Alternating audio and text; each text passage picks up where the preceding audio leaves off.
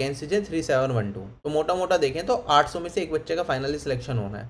तो अगर आप कट ऑफ देख के बिल्कुल भी मायूस मत होना, जो मैं यहाँ पे बताने वाला हूँ, थोड़ा बहुत 19-21 अगर आपके नंबर कम बन रहे हैं या आपको लगता है कि इस बार ज़्यादा अच्छे से तैयारी नहीं कर पाए तो कोई दिक्कत नहीं है, फिर भी आप लाखों बच्चों से बेटर होंगे। और अगर आपका टाइम अलाउ करता है तो आप आगे की प्रिपरेशन कर सकते हैं। और मेन टारगेट ज़्यादातर बच्चों का सीजीएल रहता है, उसमें अभी भी 2 महीने आपके पास हैं लगभग, तो आप बहुत अच्छा प्रिपेयर कर सकते हैं। ठीक है, तो अपनी तैयारी छोड़िए मत अगर आप चल रही है बीच में। और बाकी कट ऑफ किन किन चीज़ों पे डिपेंड करती है, देखो एग्जाम में कितने बच्चों ने पेपर दिया अभी इसका डेटा अवेलेबल नहीं है, आरटीए लगाई जा चुकी है। नॉर्मलाइजेशन की अगर मैं बात करूँ तो कैसे कैसे होगा, मल्टीपल शिफ्ट में एग्जाम है, मैं एक आईडी के बेसिस पे आपको बता दूंगा लगभग इतने इतने नंबर बढ़ेंगे, लेकिन वो फिक्स नहीं होता, हो सकता है उससे 2-3 नंबर आपके ज़्यादा या 2-3 कम बढ़ जाएं, तो ओवरऑल गैप आ सकता है इसमें, जिसकी वजह से जो एक्सपेक्टेड सेफ स्कोर है उसमें थोड़े बहुत चेंजेस आ सकते हैं।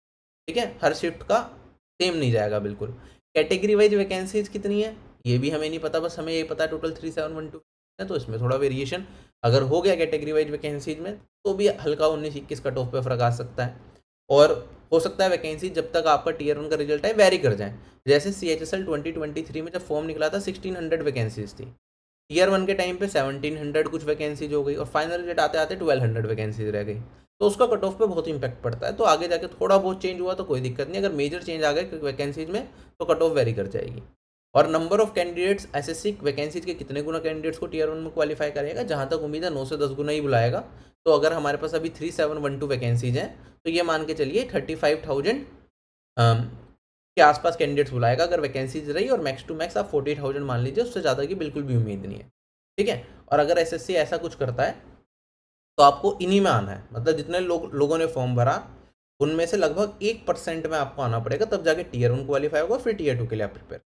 यकीन मानिए टीयर 1 मुश्किल, मतलब टीयर 1 क्वालिफाई करना CHSL का बहुत ज़्यादा कॉम्पिटिटिव होता है, लेकिन टीयर 2 में काफ़ी सारे बच्चे ऐसे होंगे जो CHSL का टीयर 1 क्वालिफाई करेंगे। ये वो बच्चे हैं जो 155 160 से ऊपर नंबर लेके आ रहे हैं, 150 से ऊपर नंबर लेके आ रहे हैं रो स्कोर के बेसिस पे बात करें रिजर्व्ड युवा OBC या कैटेगरी से।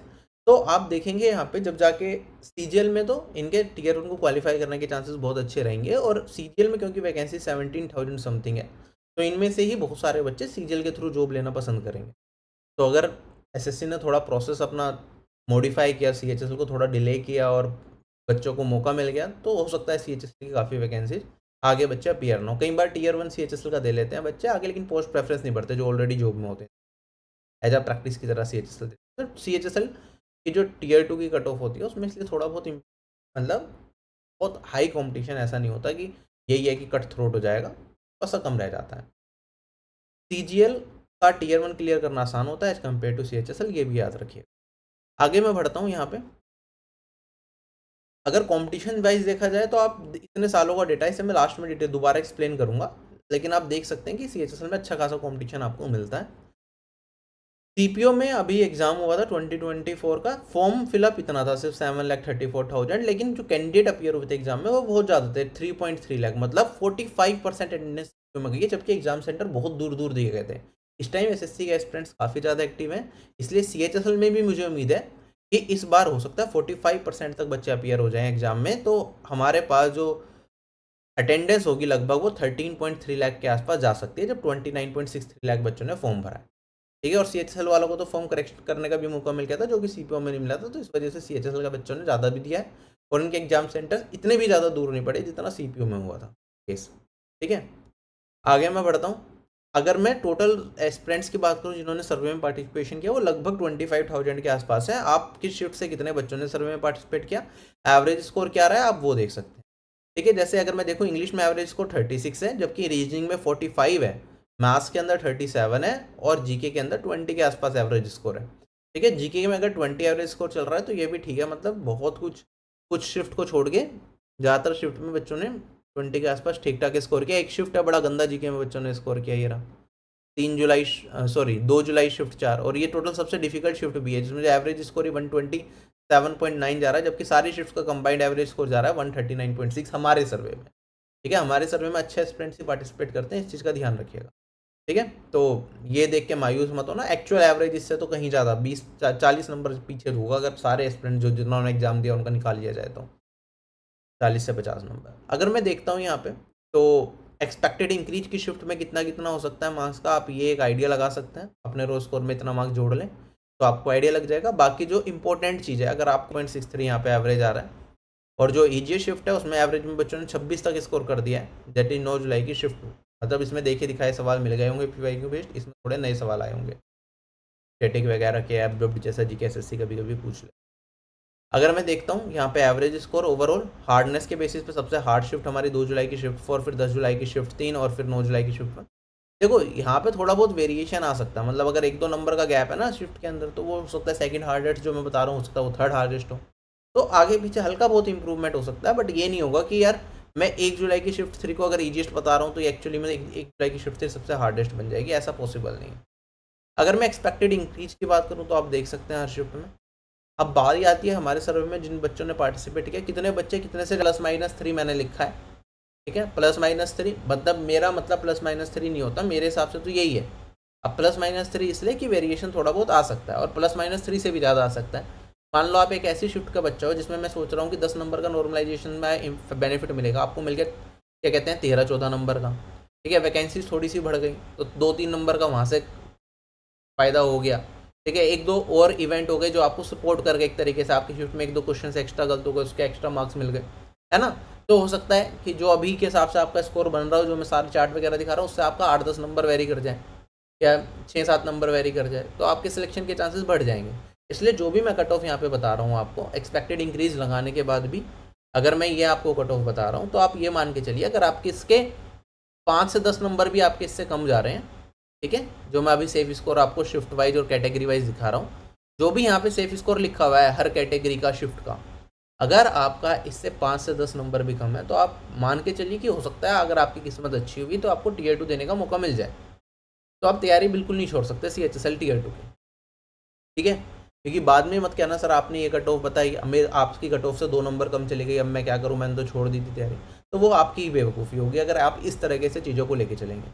लिमिटेड डेटा को यूज करके जब ज़्यादा डेटा का प्रिडिक्शन किया जाता है तो उसमें गलतियाँ होंगी, ये मान के चलिए। ये सिर्फ आपको थोड़ा सा एक मेहनत, ये जो मैं कर रहा हूँ ये आप लोग भी कर सकते हैं, कोई दिक्कत नहीं, लेकिन जब मैं करता हूँ तो ज़्यादा लोगों तक ये बात पहुँच जाती है, इसलिए मैं अपना टाइम इस चीज़ के लिए दे देता हूँ, ठीक है। तो आप इसे एक आइडिया के लिए लेके चलिएगा।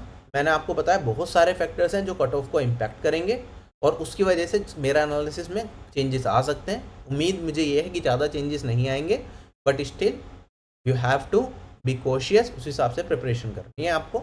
और क्योंकि CGL CHSL Tier 2 की प्रिपरेशन सेम है, अगर आप CGL CHSL में आपको लगता है इस कट ऑफ से 4-5 नंबर आपके कम आएंगे तो बहुत अच्छे चांसेस हैं कि CGL का Tier 1 आप क्वालिफाई कर ही जाओगे, क्योंकि उसमें जो Tier 1 में क्योंकि वैकेंसी 17,000 समथिंग है तो Tier 1 में क्वालिफाई करेंगे 1.5 लाख के आसपास कैंडिडेट्स, 1.5, 1.6, 1.7 उस टाइम पे वैकेंसी क्या होगी उस पर भी डिपेंड कर सकता है। तो वहाँ पे जो CHSL है उससे 4 गुना कैंडिडेट्स लिए जाएंगे और फॉर्म भरने वाले CGL में CHSL से कम रहते हैं, ठीक है। तो वहाँ पे कट ऑफ अगर सिमिलर पेपर CGL का होता तो इसमें कट ऑफ कम जाती है। क्या आपको छोटी सी चीज़ समझ में आ रही है? तो जो CHSL में हो सकता है अभी 10 नंबर से पीछे जा रहा हो कट ऑफ के, जो एक्सपेक्टेड सेफ स्कोर बता रहा हूँ, तो आज के दिन भी अगर आप CGL का पेपर दो क्या आप CGL का Tier 1 क्लियर कर जाओ, ठीक है। तो अपनी तैयारी में लगे रहो। अगर आपका एक्सपेक्टेड सेफ स्कोर से 20-30 नंबर भी कम आ रहा है तो भी CGL में आप बेहतर परफॉर्म कर सकते हो। अभी भी 2 महीने हैं, बहुत कुछ सीखा जा सकता है, बहुत इंप्रूवमेंट की जा सकती है। तैयारी बिल्कुल मत छोड़ो। अगर आपको लगता है कि CHSL की कट ऑफ के आसपास आप ऑलरेडी स्कोर कर रहे हो, यहाँ पे सेफर जोन में आ रहे हो, सेफ स्कोर आपका क्लियर हो जाएगा, तो आप सीधा CHSL Tier 2 की प्रिपरेशन करो।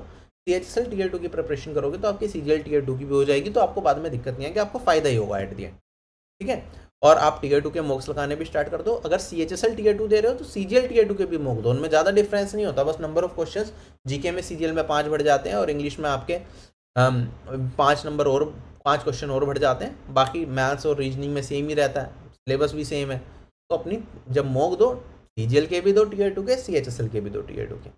सारी चीज़ें आपको समझ में आ रही है। कम नंबर आए हैं इससे तो CGL के लिए आपके चांसेस बहुत अच्छे हैं, अपने लगे रहो। और जिनका स्कोर ऐसा है कि भैया 100 है 90 हैं, उनके लिए दिक्कत बहुत ज़्यादा है। उन्हें अपनी तैयारी बहुत अच्छे तरीके से करनी पड़ेगी अगर CGL क्लियर करना है।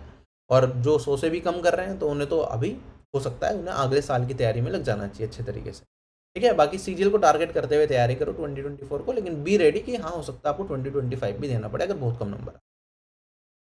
आगे मैं बात करता हूँ, ये 2022 की कट ऑफ है। अगर आपको लगता है कि मैंने बहुत ज़्यादा कट ऑफ बता दी है कि यूआर की 161 तो सर जा ही नहीं सकती, ये तो इम्पॉसिबल हो जाएगा, ओबीसी की 157 तो जा नहीं सकती। देखो इस चीज़ का ध्यान रखो, जब मैं कट ऑफ यहाँ पे 161 बता रहा हूँ तो एवरेज स्कोर जो रो स्कोर के बेसिस पे एवरेज स्कोर बन रहा है वो 152.85 ही बन रहा है, ठीक है। और कुछ शिफ्ट ऐसी भी हैं, जैसे 2 जुलाई की शिफ्ट जो सबसे डिफिकल्ट शिफ्ट है हमारी, उसके अंदर अगर आपके 140 नंबर आ रहे हैं तो भी आपकी टीयर 1 की कट ऑफ क्लियर हो जा रही है, कोई दिक्कत नहीं है उसकी। तो ये अगर छोटी छोटी चीज़ें आप समझ के चलोगे तो घबराओगे नहीं इस कट ऑफ को देख के। और यहाँ पे 161 अगर मैंने अनरिजर्व कैटेगरी की बता भी दी तो कोई बड़ी चीज़ नहीं है। इससे ज़्यादा वैकेंसीज हमारे पास CHSL 2022 में थी, जिसमें 4522 वैकेंसीज थी और हमारे कट ऑफ 157.7 मतलब 158 कट ऑफ ऑलरेडी जा भी चुकी है, ठीक है। तो 158 कट ऑफ हम देख